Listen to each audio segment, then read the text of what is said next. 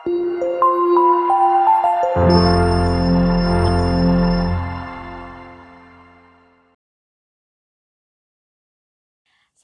warahmatullahi wabarakatuh. Perkenalkan, nama saya Alicia Anastasia Radila Sidik dari Fakultas Ekonomi dan Bisnis.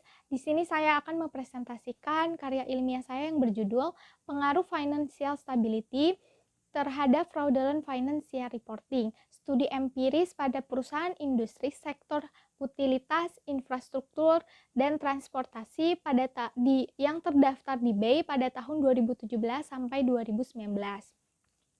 Yang melatar belakangi saya untuk meneliti judul ini dikarenakan terdapat survei tahun 2016 dan 2020 yang menyatakan bahwa fraudulent financial reporting atau kecurangan laporan keuangan merupakan kecurangan yang paling merugikan dan yang sulit untuk dideteksi.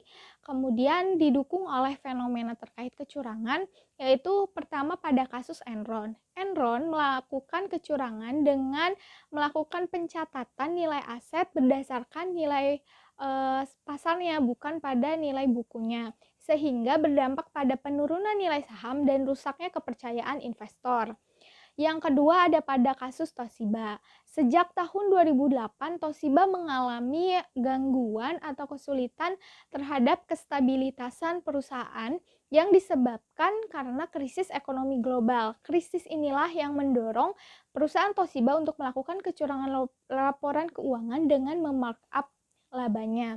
Sehingga di sini terdapat kaitan antara stabilitasan perusahaan yang terancam atau financial stability terhadap kecurangan laporan keuangan atau fraudulent financial reporting. Landasan teori.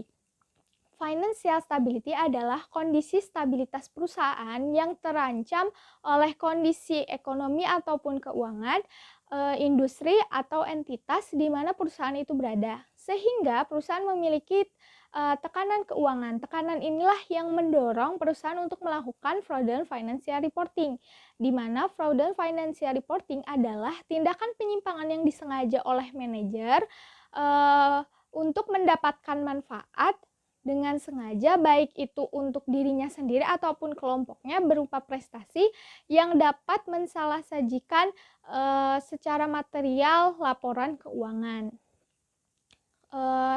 Kemudian hal ini didukung oleh teori menurut Hall, Singleton, dan Priantara yang menyebutkan bahwa faktor resiko terjadinya penyimpangan atau kecurangan laporan keuangan adalah kondisi stabilitas perusahaan yang terancam oleh kondisi ataupun situasi baik internal ataupun eksternal perusahaan.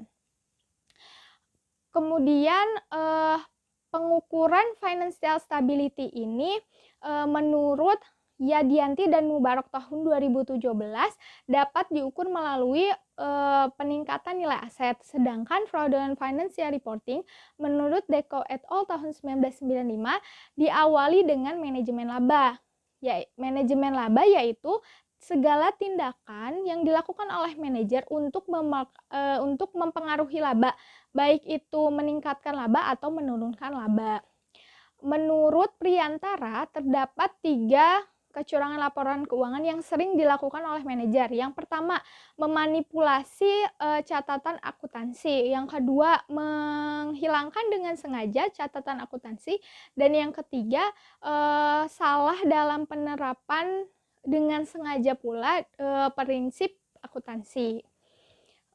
Kemudian hasil penelitian. Setelah peneliti melakukan penelitian, serangkaian uji, baik itu uji asumsi klasik, uji analisis regresi sederhana, dan uji pengujian hipotesis dari populasi, yaitu perusahaan industri, sektor infrastruktur, utilitas, dan transportasi pada tahun 2017 dan 2019 dengan mengambil sampel purposive sampling, yaitu 57 pengamatan, didapatkan bahwa secara analisis deskriptif, financial stability ini cenderung kecil dan fraudulent financial reporting pada sampel ini cenderung kecil. Artinya, ketika stabilitas perusahaan terancam oleh kondisi keuangan, industri ataupun manufaktur, pertumbuhan aset perusahaan itu semakin melambat.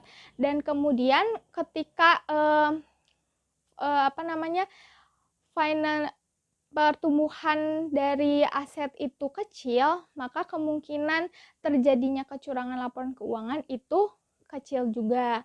Didukung oleh teori yang menyatakan bahwa kondisi perusahaan yang resikonya melakukan manajemen laba adalah ketika perusahaan itu mengalami persaingan yang ketat, kemudian arus kas negatif berkali-kali, kemudian penurunan terhadap permintaan pelanggan dan penurunan terhadap margin keuntungan, kemudian pertumbuhan yang cepat dan profitabilitas yang luar biasa itu menjadi indikasi bahwa perusahaan tersebut melakukan kecurangan laporan keuangan, sehingga antara financial stability dan nature of industry ini berpengaruh secara positif. Kesimpulannya adalah financial stability berpengaruh secara signifikan terhadap fraudulent financial reporting dikarenakan signifikansinya itu kurang dari 0,05. Sekian yang dapat saya sampaikan. Mohon maaf bila banyak kesalahan. Wassalamualaikum warahmatullahi wabarakatuh.